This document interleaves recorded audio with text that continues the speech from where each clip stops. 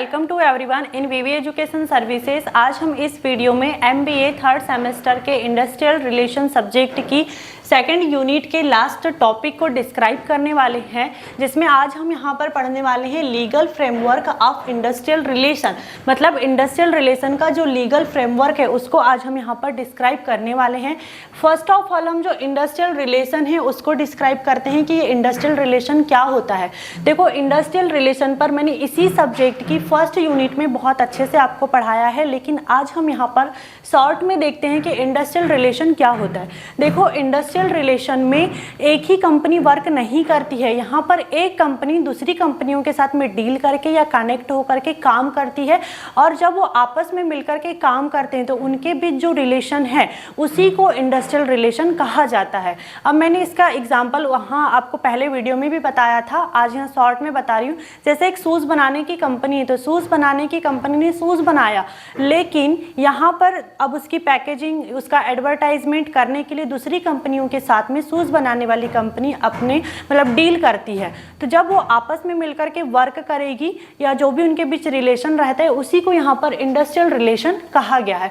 फिर हम यहाँ पर देखो, इंडस्ट्रियल रिलेशन में ऐसे कौन से एरियाज हैं जहाँ पर ये जो लीगल फ्रेमवर्क है वो अप्लाई होता है या वर्क करता है। तो यहाँ पर देखो, हमारे 4 पॉइंट हैं जहाँ पर इंडस्ट्रियल रिलेशन का लीगल फ्रेमवर्क अप्लाई किया गया। इसमें फर्स्ट है हमारा stuffing, second compensation and reward, third है हमारा एम्प्लॉय मेंटेनेंस एंड लास्ट है हमारा एम्प्लॉय रिलेशन।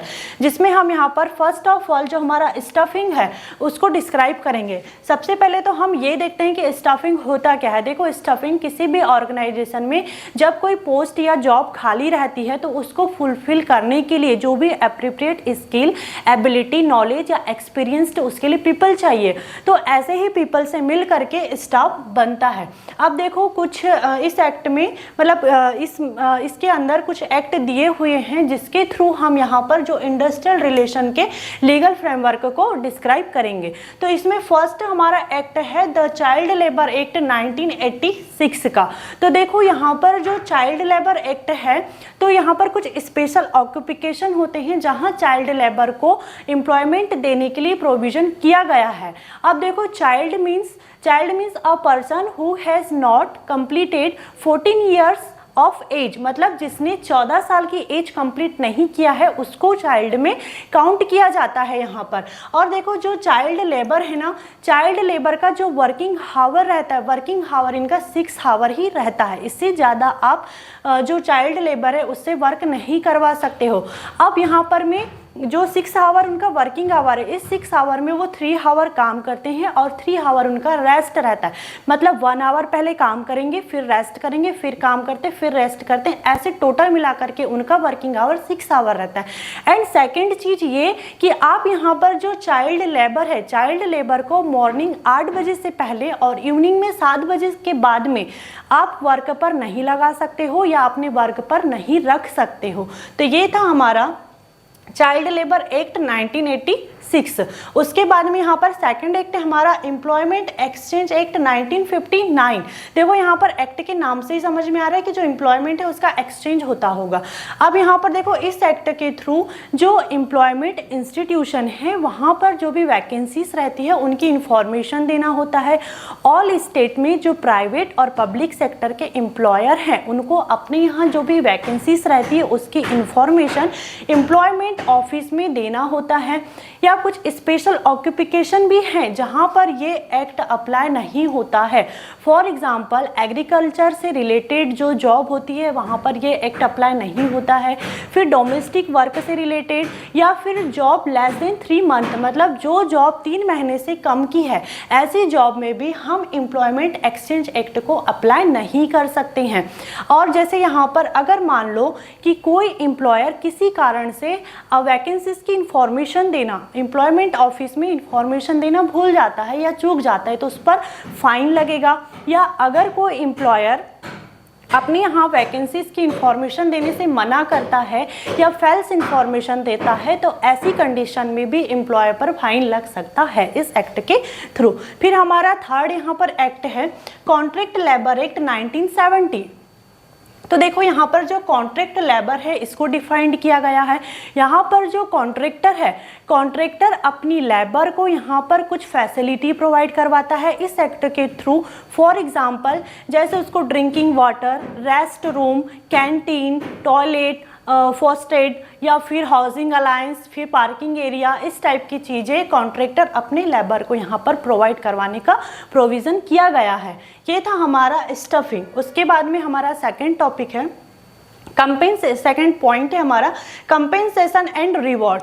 तो देखो सबसे पहले हम यहाँ पर कंपेंसेशन क्या होता है इस चीज़ को समझेंगे। कंपेंसेशन देखो, अगर किसी मान लो कि किसी ऑर्गेनाइजेशन में जब कोई एम्प्लॉय ज्वाइन होता है या अपनी सर्विस प्रोवाइड करता है, तो इसके अगेंस्ट में उसको जो भी यहाँ पर अलाइनमेंट मिल रहे हैं या पेमेंट हो रहा है उसी को कंपेंसेशन कहा गया है।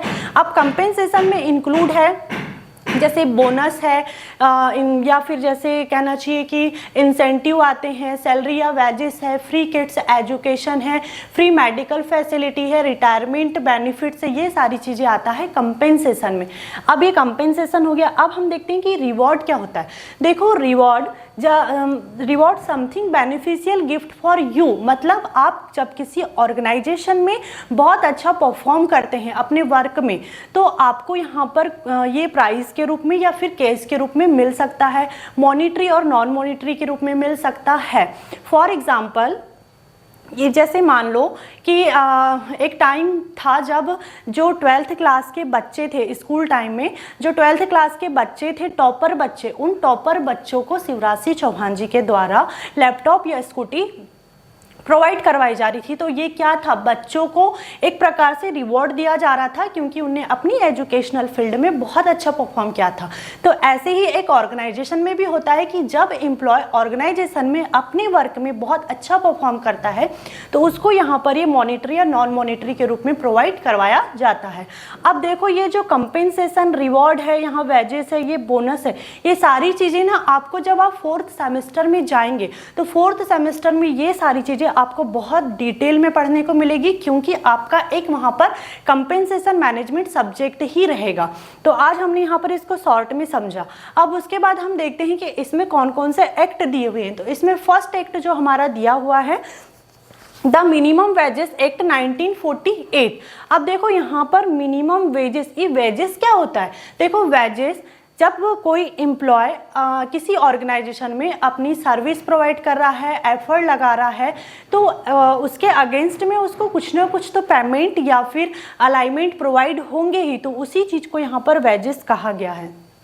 अब देखो यहाँ पर जो मिनिमम वेजेस एक्ट 1948 है, इसके थ्रू, इस एक्ट के थ्रू जो वर्कर है या जो एम्प्लॉय है उनका एक्सप्लॉयटेशन ना होने देना, उनको एक्सप्लॉयटेशन से प्रोटेक्ट करने का काम रहता है। फिर यहाँ पर जो भी वो सर्विस प्रोवाइड कर रहे हैं, मतलब एम्प्लॉय जो भी सर्विस प्रोवाइड कर रहा है उसको उसके लिए फेयर वेजेस मिलेगा। इस चीज़ के लिए यहाँ पर इंश्योर किया गया है इस एक्ट के थ्रू। फिर यहाँ पर मान लो कि किसी ऑर्गेनाइजेशन में किसी स्पेशल वर्कर को स्पेशल टाइम पर स्पेशल वर्क के लिए सेट किया गया मिनिमम वेजेस यहाँ पर प्रोवाइड करवाया जाता है। मतलब हर ऑर्गेनाइजेशन अपने यहाँ पर एक मिनिमम वेजेस सेट करके रखता है कि अगर किसी एम्प्लॉय को अर्जेंट में वेजेस चाहिए होगा या पेमेंट चाहिए होगा तो हम उसको मिनिमम कितना दे सकते हैं।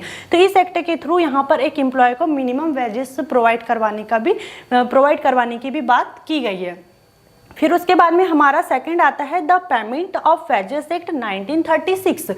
अब देखो इस एक्ट के थ्रू जो मतलब कहना चाहिए कि यहाँ पर जो वेजेस है, एम्प्लॉय को दिए जाने वाले वेजेस में कोई अगर इनलीगल डिडक्शन आ रहा है या डिले आ रहा है तो उसको प्रिवेंट करने के लिए प्रोविज़न दिया गया है, या जो एम्प्लॉय को वेजेस प्रोवाइड करवाए जा रहे हैं उससे जुड़े अगर कोई ग्रीवांसेस है तो उसके लिए इमीडिएट एक्शन लेने के लिए यहाँ पर प्रोविज़न दिया गया है, या जो एम्प्लॉय को वेजेस दिए जाते हैं उसके रिकॉर्ड को पैड रखने का प्रोविज़न दिया गया है, या अगर कोई एम्प्लॉय एब्सेंट होता है तो उसके मतलब एब्सेंट अगर हो रहा है तो उसकी जो सैलरी या वेजेस है उस पर डिडक्शन किया जा सकता है। मतलब एब्सेंट अगर हो रहा है तो उसकी सैलरी को काटे जाने का भी यहाँ पर प्रावधान किया गया है। फिर उसके बाद में हमारा लास्ट है पेमेंट ऑफ बोनस एक्ट 1965। हमने यहाँ पर कंपेंसेशन देखा, रिवॉर्ड देखा, फिर वेजेस देखा। अब हम देखते हैं कि बोनस क्या होता है। देखो, हर एम्प्लॉय को उसके वर्क के लिए, उसके वो जो भी सर्विस प्रोवाइड करता है उसके लिए उसको उसके सैलरी या वेजेस तो मिलते ही हैं, लेकिन इसके अलावा जो भी उसको कंपेंसेशन प्रोवाइड होता है उसको यहाँ पर बोनस कहा गया है। नॉर्मली ये किसी भी एम्प्लॉय को फेस्टिवल के टाइम पर प्रोवाइड करवाया जाता है। जैसे अभी दिवाली आ रही है तो दिवाली पर एम्प्लॉय को बोनस दिया जाता है, फिर होली के टाइम पर, मतलब नॉर्मली ये फेस्टिवल के टाइम पर ही दिया जाता है। जो सैलरी के अलावा होता है उसको बोनस कहा जाता है। फिर यहाँ पर देखो, जो बोनस एक्ट है, बोनस एक्ट में क्या होता है कि ऐसी फैक्ट्री या एस्टेब्लिशमेंट जहां पर 20 या उससे एबो वर्कर वर्क कर रहे हैं वहां के बोनस को पेड रखने का प्रावधान किया गया है। और इस जो मतलब कहना चाहिए कि जो बोनस है उसकी जो मैक्सिमम लिमिट है वो जो वर्कर का पेमेंट है उसका 20% होना चाहिए। इस चीज़ का भी यहाँ पर प्रोविज़न किया गया है। तो हमने अभी यहाँ पर 2 टॉपिक को क्लियर किया। फर्स्ट स्टफिंग, इसमें हमने 3 एक्ट को पढ़ा। सेकंड हमारा कंपेंसेशन एंड रिवॉर्ड, इसमें भी हमने 3 एक्ट को पढ़ा। अब हमारे 2 टॉपिक रह गए हैं, employ maintenance and employ relation. हम इस दोनों टॉपिक को सेकंड वीडियो में डिस्क्राइब करेंगे। I hope this video is clear and thank you for watching this video.